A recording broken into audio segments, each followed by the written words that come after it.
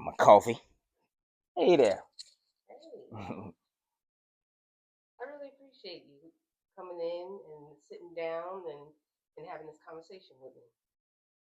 Yep, no problem. Mhm. I think this open conversation could really help somebody one day. I hope so. I hope so. Okay, go ahead and introduce yourself and tell why you chose to make this type of transparent video. Well, I'm Darrell, aka D-Rail Prayn on YouTube.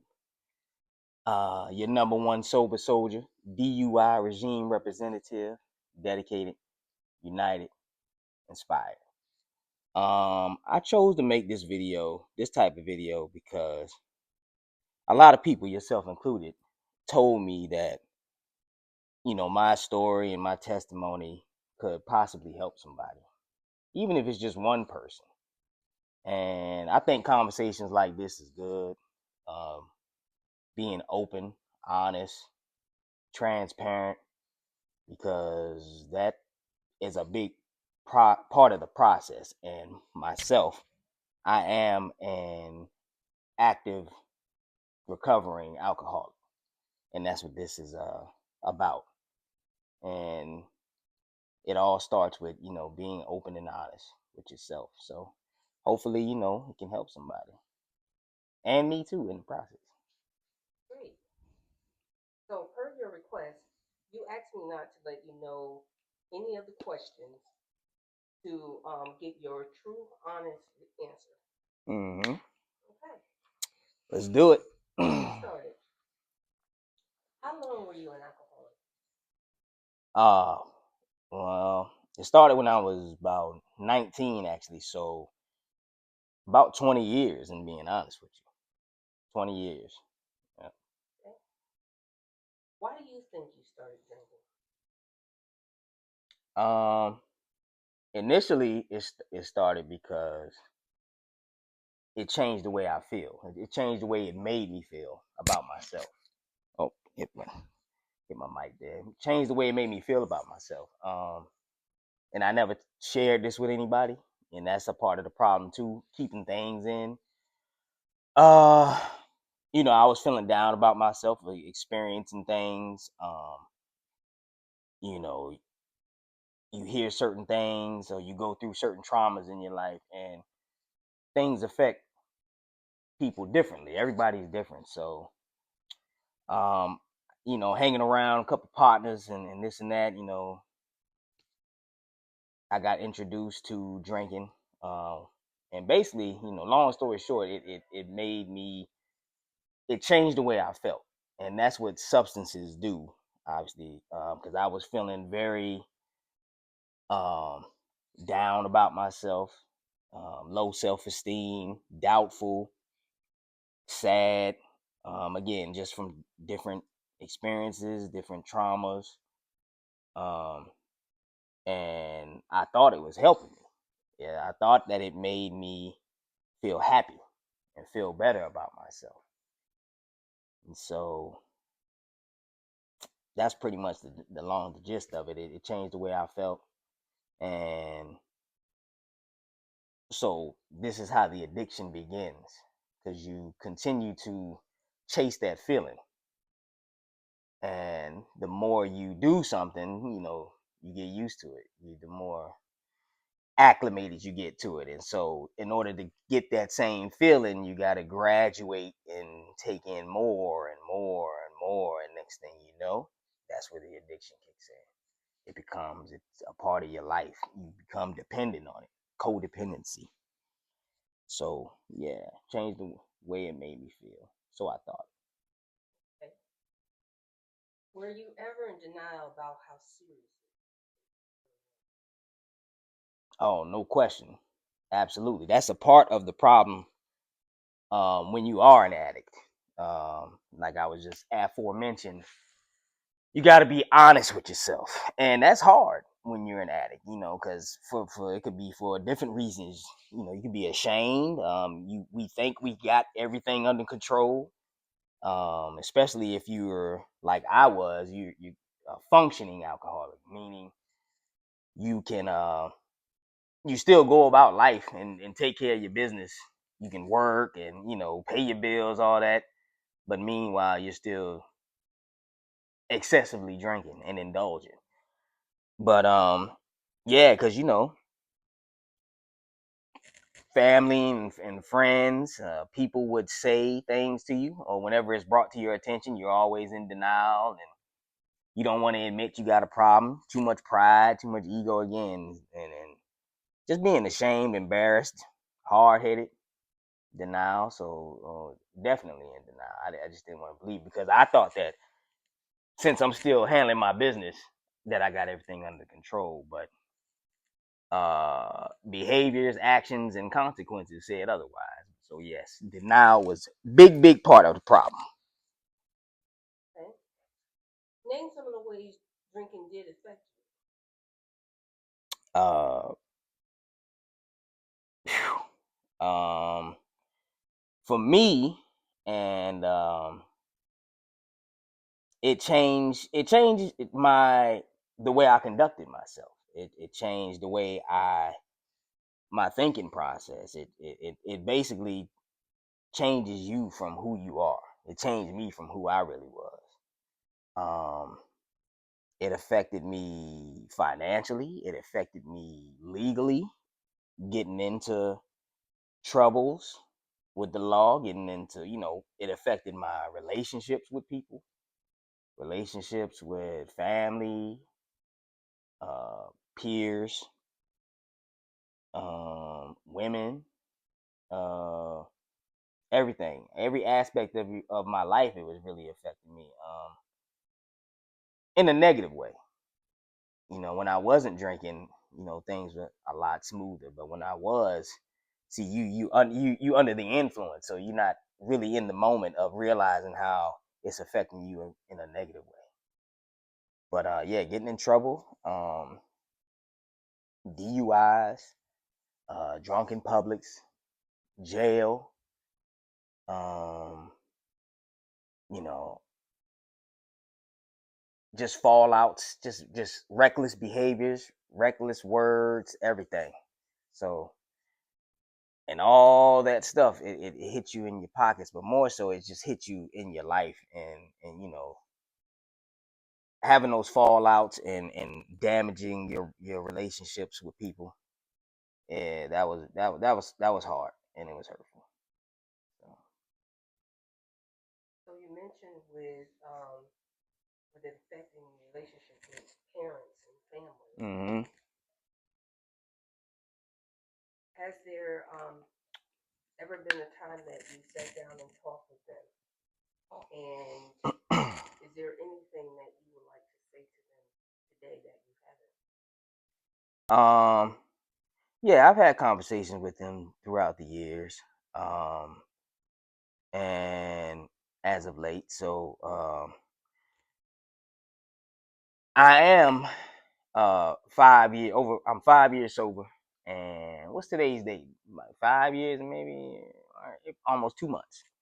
February 21st, 2020. I'm excuse me, February 7th, 2021 is when I got sober. So during that time period when I was, an active functioning alcoholic, I was in denial. That's where denial comes in, and you know they would try to talk to me about it, and that denial would just kick in. I didn't want to accept it, and I didn't want to hear it, and and especially depending on how it was communicated to me. But as I've been on my recovery journey and being sober, I have had a chance to sit down and talk with them, and I've especially with my dad, we had one on ones, and just expressing to him what caused me to begin drinking, and why I was doing it, because I don't think anyone ever really asked me in that time period, perhaps, like, why are you drinking so much? No one ever knew, and I never offered that information either. I kept things secret, kept it to myself, just building up stuff, and that's not good at all. That's not good at all. So At the time, whether it was brought to me in a more, how can I say, sympathetic way, like, oh, you need to change, or if you're like, hey man, you need to get your stuff together, yada yada. I didn't really want to hear it either way at the time, just because I was just stuck in my own ways and just in denial. And being sober, I'm able to have those more respectful conversations and talk honestly about it. And I say to them that, I can't obviously I can't change the past, but the best apology that I can give them is changing my life around the way I've done, and living it the best, most productive way that I can moving forward. And that's what I've been doing, and asking for forgiveness. Because apologies are just words if they're not followed up by actions. So I thank them for because for all the support they gave me during that time, because being a parent myself, I can only imagine how it feels that that worry and that stress they probably dealt with on a day-to-day, nightly basis. You always worry about your children. I try to keep it away from them, keep it out of their house, keep it away from them. But when it consumes you the way it consumed me, it's everywhere. It's noticeable everywhere. And when you're an addict, the Eddie Guerrero theme song, "We lie, we cheat, we steal," and that's real though. You do, you're not the best version of yourself. So I appreciate the support they gave me, and I appreciate the support they give me now and the encouragement. Um, they seem very glad and perhaps relieved to see the way me doing good now, better now, a lot better now, obviously. In every aspect of my life, they can have you know conversations with me without word slurring and things of that nature, or all that comes with being an alcoholic for me anyway. So yeah. I want to say congratulations on your achievement, and I'm so proud of you. No, thank you, baby. 5 years is a lot, and I know it's step day by day, step by step, and you're doing a wonderful job. I appreciate it. It's I met you when I was about 6 or 7 months in to my sobriety journey. So you pretty much been here for all of it. And you've been nothing but encouraging from the moment we met, and I didn't hide it from you. I because when I met you, I was like, you know, I wanted to be open and honest because I wanted to be serious with you. I had we may get into all this, but when I made the decision to, well, we'll just go ahead. I'll let you go ahead. And Go I, ahead. oh, all right. So, um, when I made the decision to finally really get sober, and this is just in my opinion, this is what worked for me, because you got to do what works for you. Some people say the AAs or the counseling, this, that, and the third. Um, I'm not saying it doesn't work. It just didn't work for me because I was lying to myself, saying whenever I say, because we always say, "Oh, I'm gonna quit," or I'm gonna not drink as much," or all these little lies that we try to tell ourselves to, make things seem like it's okay when it's really not. I made the decision to quit drinking, and I was serious about it. And I think that that's the only way any of the programs are going to work, the counselings or whatever it is, because the only times I ever went to AA meetings and counseling and things like that was when it was court ordered from getting in trouble. So I didn't really want to be there. I didn't take any initiative to go. I didn't want to go.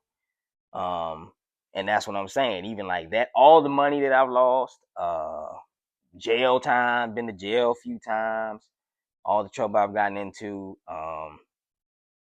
I actually flipped my car about one time. It was about 10 years ago, actually, a little, maybe 11 years now. I actually flipped my car, and I remember it like it was yesterday. I was hanging upside down, and I crawled out of there. I remember crawling out the back window, and all I had was a little teeny scratch on my head. And all these cars, everybody was stopping, like, "Oh my god!" Everybody was freaking out, and I'm just oblivious to kind of like what's going on. I turn around, look at my car, and I'm like, "Wow!" I mean, the car was upside down. It was totaled. I flipped over in the ditch because I was drinking and driving, and that's such a obviously a dangerous thing to do because and by the grace of God, I never hurt anybody on the road drinking and driving. That accident was just my car, but all the many times that I have were used to drink and drive. Just looking back on it, a lot of things look back on you just make me cringe, and I just thank God for me never hurting anyone else. Um, for Him sparing me in my life. Um, that's why I feel like I got a second chance. I got many chances. I don't want to say just a second. I got a second, third, fourth, fifth million chances that God has spared me. So I like to think that He still got work for me to do. And so none of those things though. People, parents talking to me, friends talking to girls, anybody who was talking to me, none of that helped me or made me get sober. None of that helped until I was really ready to do it. When I got serious about it. And it was in my heart. Because like I said it a million times before I would stop. And I would stop for a day or two or a week here, 2 weeks there, this, that, and the third.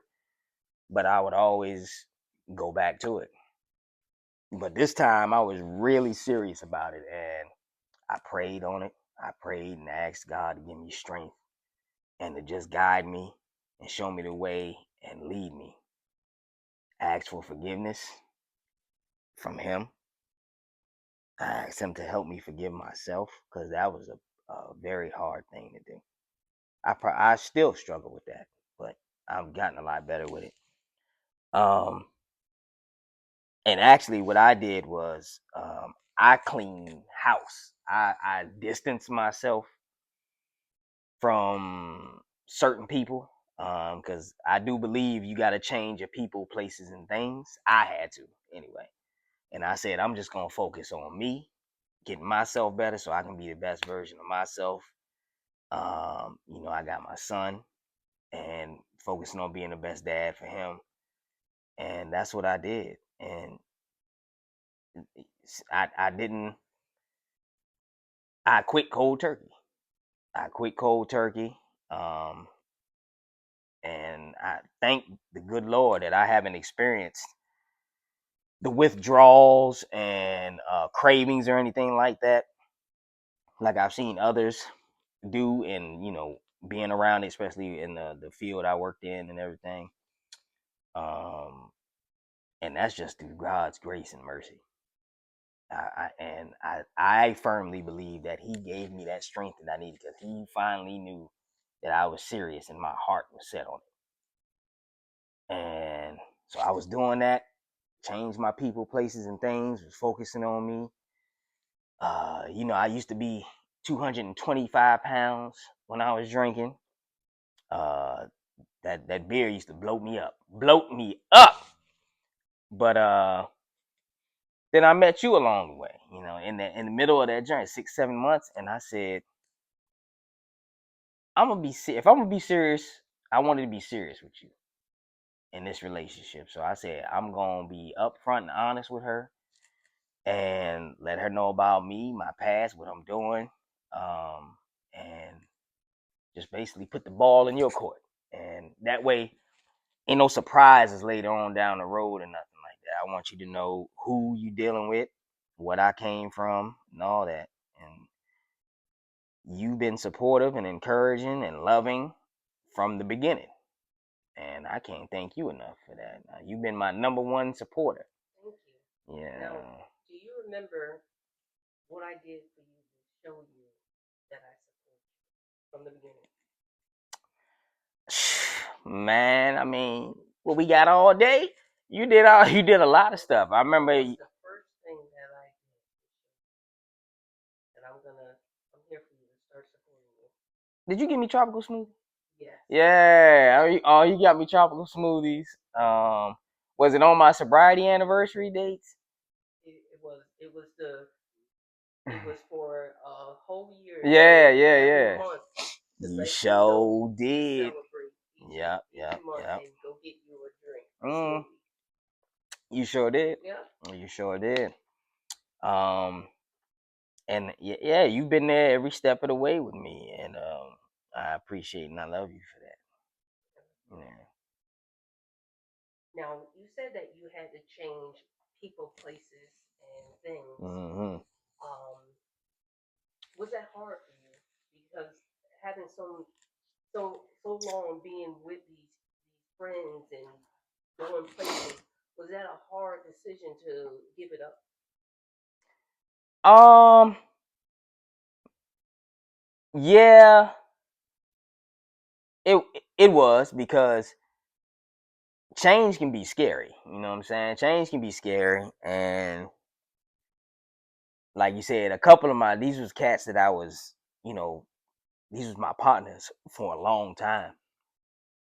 Um, and alcohol had been a big part of my life for a very long time. And what I've been learning, what I've learned, especially through this journey, through my recovery journey, and in strengthening my spiritual journey, is that you know everyone's not gonna be on board with you trying to change your life or go a different direction from them, albeit positive or negative. But man, I've seen it. Unfortunately, when you're trying to do something positive, a lot of people. I ain't gonna say a lot, but not everybody's gonna be on board with it, and that everybody's not going to forgive you either for the damage you may have caused. And I had to get an understanding, and like I said, strengthening my spiritual walk, and just understanding that that's okay. I got to be okay with that because we can't force anybody to forgive us. All we can do is sincerely apologize and let our actions speak for themselves after that. But so I talked to my partners in this, and luckily for me, the majority of them respected it. They respected it, and because they already respected me for being the dad that I was and always working and stuff. Because you know,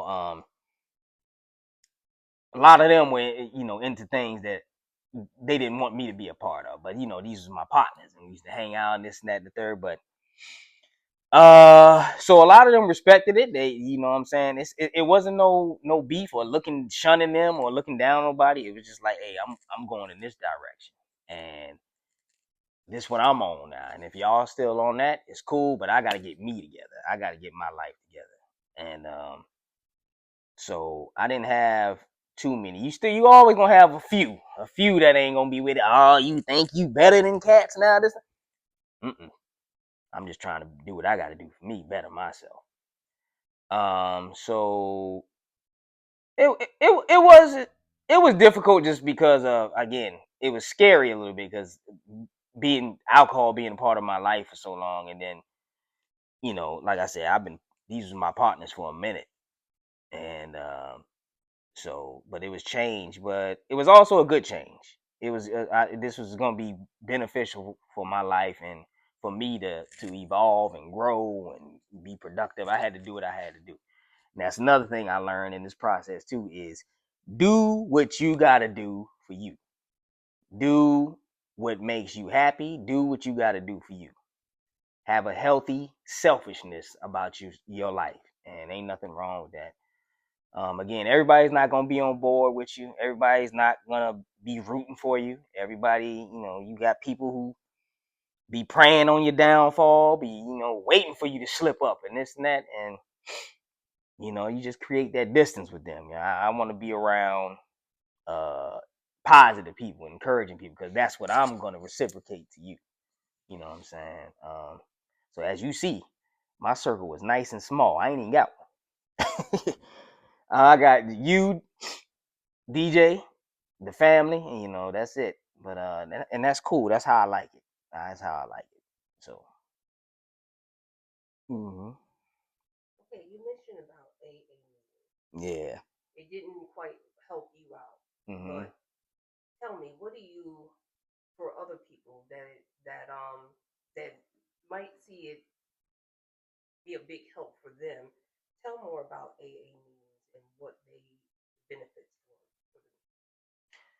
them. Well, I'm gonna be honest with you. I can't really speak to them that much because, like I said, I didn't really go to them. They were court ordered, and so whenever I did go, I didn't really pay attention that much. Um, but from what I remember, because those were it was a long time ago. But from what I remember, I think it can be, and from stories I've heard from people who go to them, they're helpful to for people to go in a safe place, so to speak. Where a non-judgmental place to talk about their addiction and their experiences with it and their traumas with it. And for a lot of people, I'm sure it can be helpful to talk about talking with people who can relate to you, because when you talking to somebody who can't relate to you or who never been through experience this type of stuff, they can have the tendency just to, obviously they can't understand it and fully grasp it, but they can have a tendency to judge and just be non-encouraging, just things of that nature. But um and it can possibly give them something to do. They look forward to these meetings because it can be take the place of going to happy hour or something. Like for me, I say that's another thing. Because when you're in recovery, you got to find coping skills, coping mechanisms, things to take the place of what you used to, all that drinking you used to do. And mine's is, oh, I keep hitting this microphone. Mine's is and was is exercising. And so because that was a big thing. I want, like I said, I used to be 225 pounds. That was my biggest. And obviously, I ain't the biggest dude in the world, so that looked funny. Nah, it was just unhealthy, tugging around all that extra weight. And so my thing was exercising, and I used that in the place of drinking, coping mechanisms, going walking.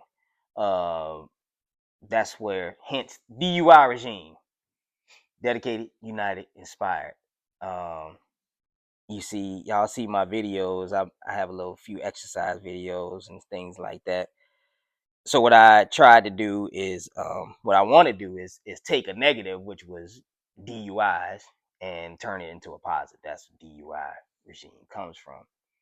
Instead of going to happy hour, my happy hour is hitting the gym, exercising. You got to find things to, you got to rearrange it, reprogram your life, reprogram your body, recalibrate.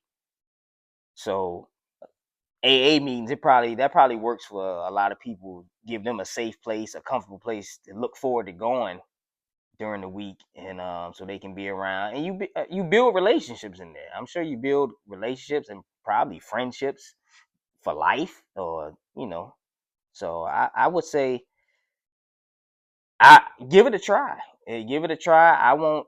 I'm just saying, for me, I didn't. That's because I wasn't into it. I didn't want it to work for me. I didn't even. I didn't give it a shot. I didn't even want to give it a try. And so, but you got. My recommendation is definitely do what works for you, because what works for me may not particularly work for you, and vice versa. Like I say, luckily I was able to do it cold turkey, and so do what works best for you. Yeah. So you have an 18-year-old son that's ready to graduate high school Yeah, I do. and get ready for college. hmm What advice do you give him? Because he's starting to be a young man and he's gonna be one day on his own. So, what advice do Yeah. you give him? Because there's gonna be those challenges and the tests and so what would you tell him? Yeah, yeah. You know, we can't avoid it because obviously, especially alcohol. I think alcohol is the, if not the, it's definitely one of the worst drugs because it's so accessible. It's pretty much everywhere you go. But what I tell him and what I talk to him about is use me as the example. I tell him I did all that. I went through all that. I did that. So learn, and I pass the information on him to learn from me. That's why I said earlier, like I can imagine, I can imagine the stress and the worry and concern that I put on my parents, for all those years, living the way I was. And so what I tell him is, just make wise decisions. Make the best decisions possible.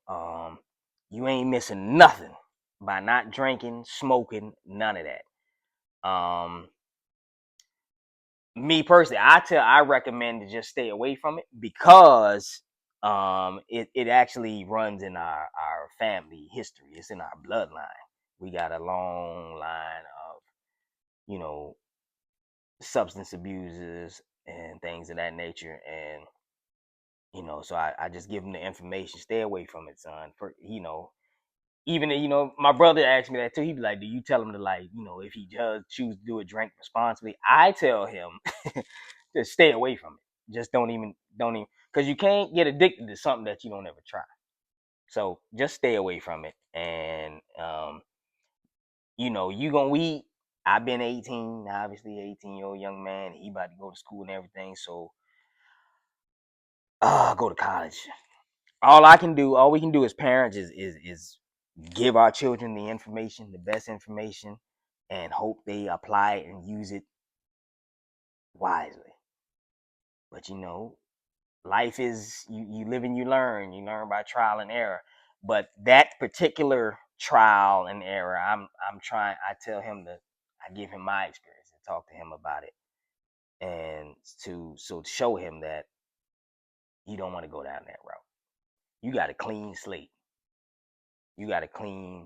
I don't want to say wasted, but sometimes it feels like that. I lost a lot of time. I misused a lot of time. Then pretty much 20 years, 19, 20 years being an alcoholic. That's time that, I'll never get back. We can't get back time. So you got to use your time wisely, be productive with it, have your fun, be smart. I tell them that all the time now. Be smart though. You know right from wrong. But especially this world we living in now, this age of social media and all this and that, all this technology, man. Everybody trying to get clicks, views, subscribers, and all this stuff. All these new substances coming about. So, I'm it worries me, but I pray for he got a praying father and a praying mother and a praying family, uh, praying stepmother. We just give the information to him and hope he makes the best decisions, man. Encouraging him, knowing that he's loved and we support him and all that, because that's big, that's key. To hear that, to hear that a lot is helpful. Is very can be very very helpful. Because when you don't, I felt like I didn't hear it a lot, and it can have an effect on you. So,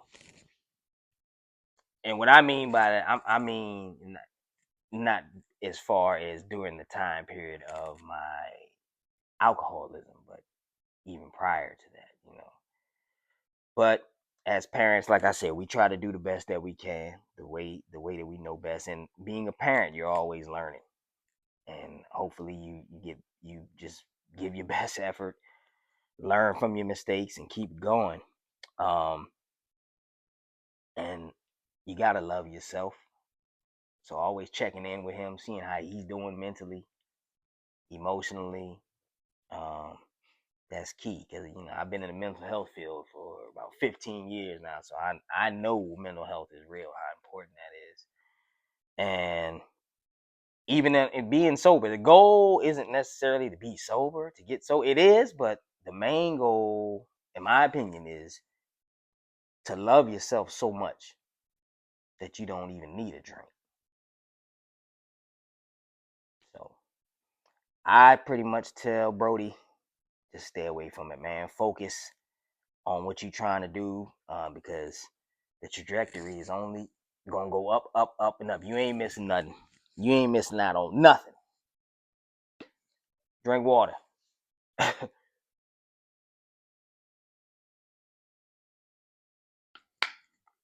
Okay. So it sounds like you like the change happened when you truly was ready and said, I love myself, your belief in God, Hmm. and exercise, which was a big one for Oh you, yeah. and a good support system. Definitely. Great. Definitely. I say surround yourself if you want, but the people that you choose to have around you, make sure that they are, positive people. Not saying they gonna agree with you all the time. I'm just saying anybody that's frowning upon you, or for you trying to do better in life and better yourself, and create distance. Don't be around them. Anybody bringing that negative energy, that toxicity, get it from around you. Get it from around you. Get it from around you. By all costs. Yeah. Surround yourself and make sure that you're being that for people too. You being that positive energy and that positive person. That morale booster and all that. So I say that, and don't be unapologetic about that. If you don't want to be around someone or something for because you deem that it's not beneficial for you, do that. We just keep everything respectful and do what's best for you. That kind of answered my last question of like, what advice will you give someone that is in denial that they are alcoholic, or someone that's an alcoholic that is seeking out for some kind of support or help? And you kind of answered that, but do you have anything else to add to it?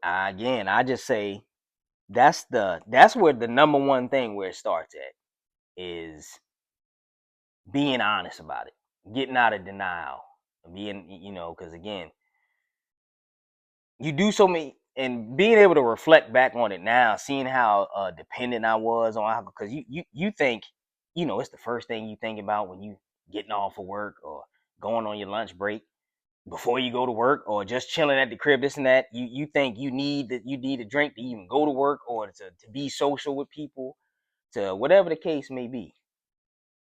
And it's got control of us so much, and we are in love with it, more so in love with the feeling that it brings us, that we just it's denial, and it's being afraid of losing that feeling.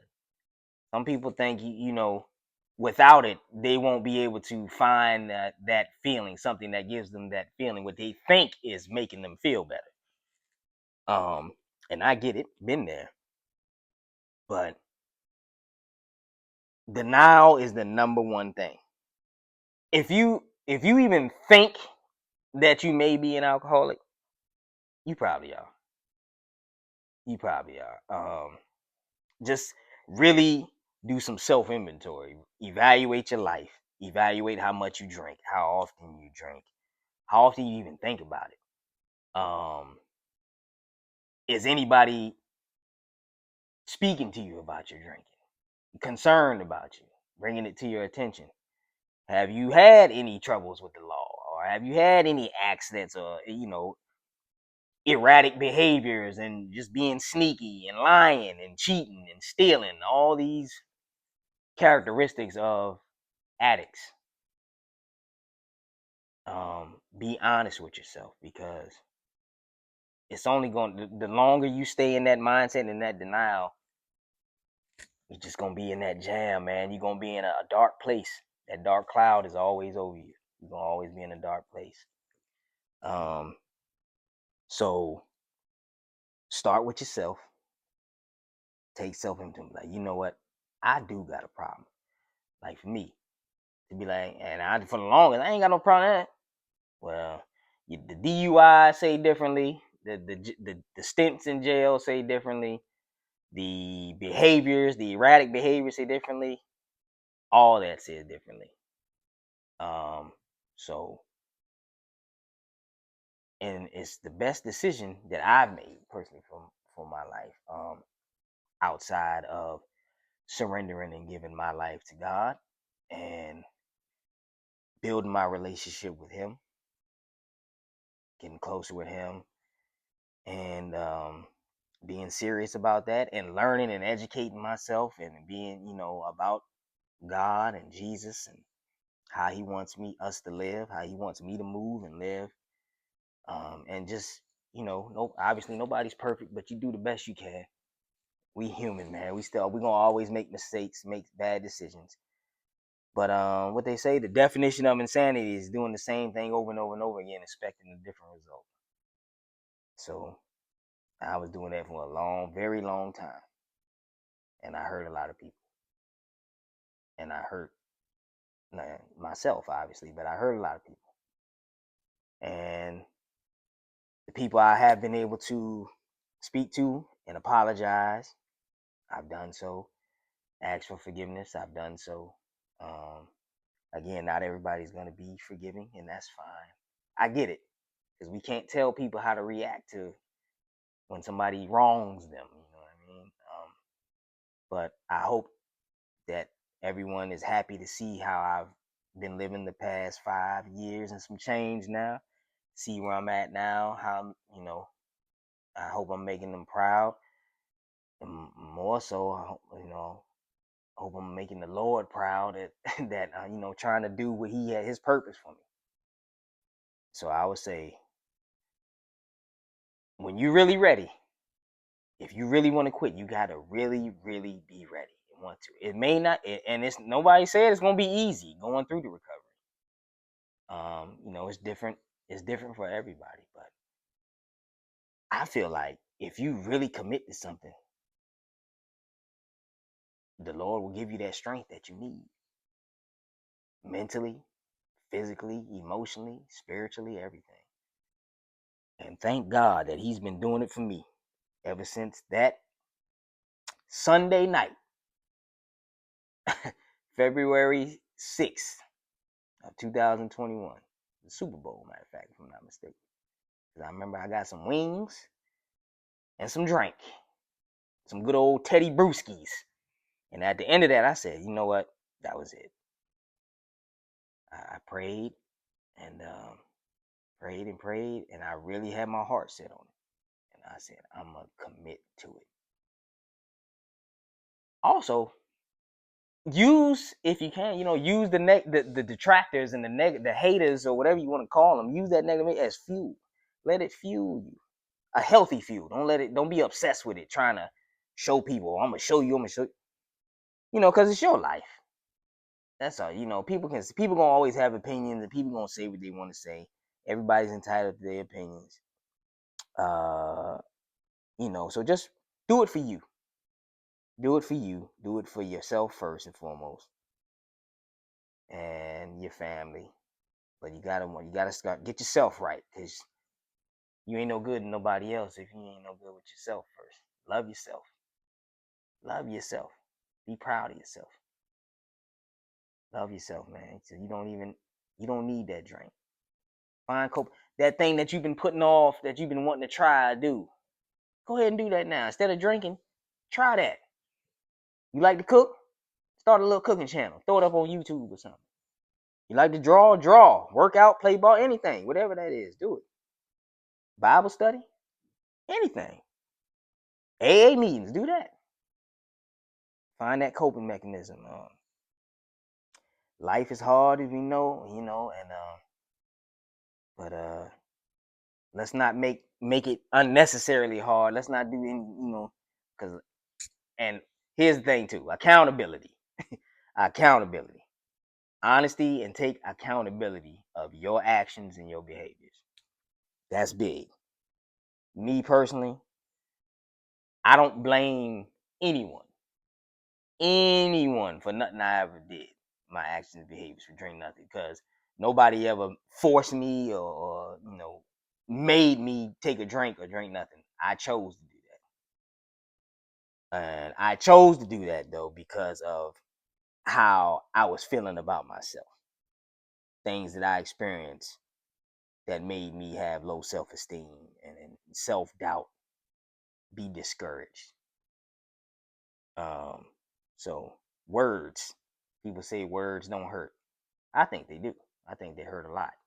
I think they hurt more than physical pain at times, depending on who it's coming from and how it's said to you. So, and people like that, for me, I got to create distance, get them away from me, no matter who it is, no matter who it is. And those can be, like you said, mentioned earlier, tough decisions, because it can be family, friends, close friends, anything. But I say you got to do what's best for you, what's going to be most productive for you to protect your peace, your happiness, and your mental health. Whatever that looks like, do it. As long as you ain't hurting nobody or yourself, do that.